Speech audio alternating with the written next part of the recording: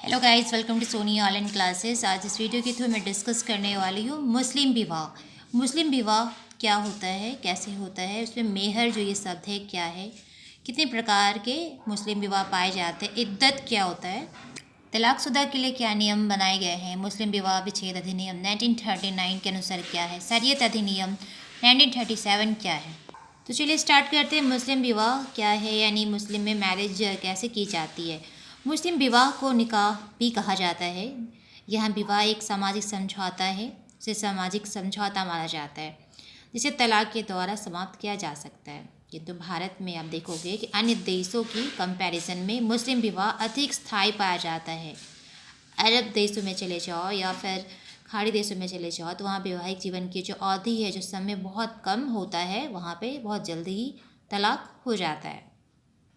मुस्लिम personal law की बात करें तो इस लॉ के अनुसार निकाह में 4 भागीदारों का होना काफ़ी इम्पॉर्टेंट हो जाता है। पहला दूल्हा, दूसरा दुल्हन, नेक्स्ट है काजी और गवाह। तो गवाह में क्या, या तो 2 पुरुष होने चाहिए या फिर 4 महिलाएं।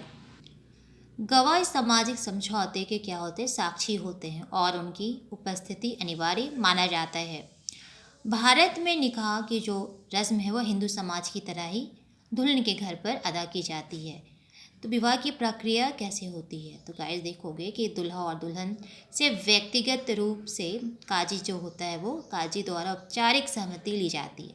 इसके बाद सहमति मिलने पर निकाह की घोषणा कर दी जाती है एंड उसके बाद निकाहनामे पे मेहर का रकम भी शामिल किया जाता है, जिसे दूल्हा निकाह के समय देगा या फिर बाद में भी दुल्हन को देना वो स्वीकार करता है कि हाँ मैं ऐसे इतना रकम दूंगा। अब इसमें हम देखेंगे मेहर शब्द क्या है। तो एक प्रकार का कन्या मूल्य पाया जाता है, होता है मुस्लिम विवाह में, यानी मुस्लिम सोसाइटी में देखोगे मेहर शब्द सुनने को हमेशा मिलता है। तो एक तरह से ये स्त्री धन है, कन्या मूल्य है। मॉडर्न टाइम में आप देखोगे, यानी मॉडर्न जो भी निकाह नामे हैं, इसमें मेहर को अचल संपत्ति के रूप में स्वीकार किया जाता है। मुस्लिम सोसाइटी में, यानी मुस्लिम जो समाज है, इन समाजों में चचेरों से भाई बहन के बीच विवाह को प्राथमिकता दी जाती है। आपसी सहमति के बाद हुए तलाक को ये लोग मुबारक कहते हैं, यानी इनके समाज में आपसी सहमति से जो तलाक हो जाता है उसे मुबारक कहा जाता है। अब हम देखेंगे मुस्लिम सोसाइटी में मुस्लिम विवाह कितने प्रकार की पाई जाती है। तो यहाँ 2 है, एक तो आपका है सही या नियमित विवाह एंड दूसरा अनियमित या फिर फैसिद विवाह। तब हम समझेंगे कि ये सही या नियमित विवाह क्या होता है गाइस।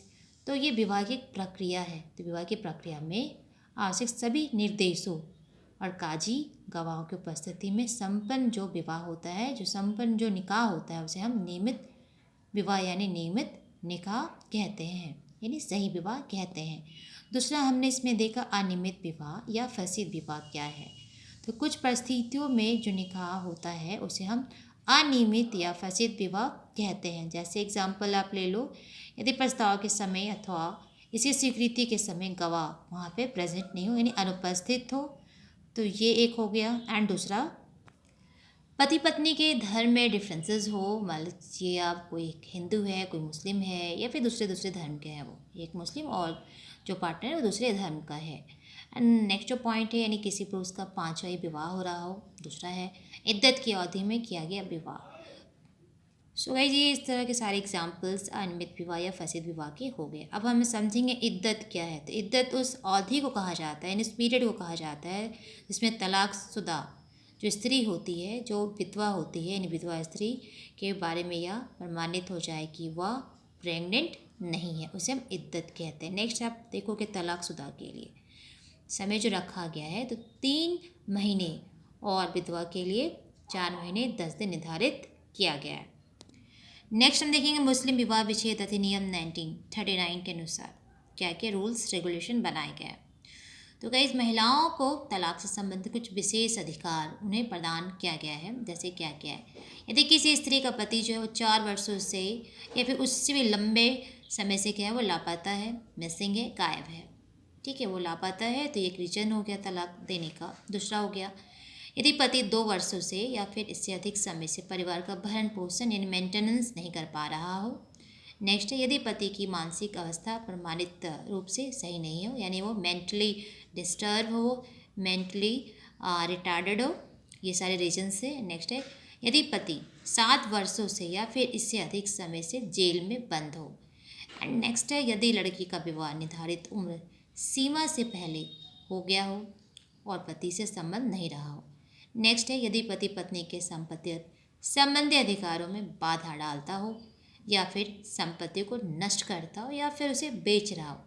तो ये सारे मतलब पॉइंट्स आगे मुस्लिम विवाह विच्छेद अधिनियम 1939 के अनुसार। दूसरा, शरीयत अधिनियम 1937, तो पति और पत्नी के प्रमाणित रूप में वो सक्षम नहीं पाए जाने पर तलाक का अधिकार उन्हें प्रदान किया जाता है।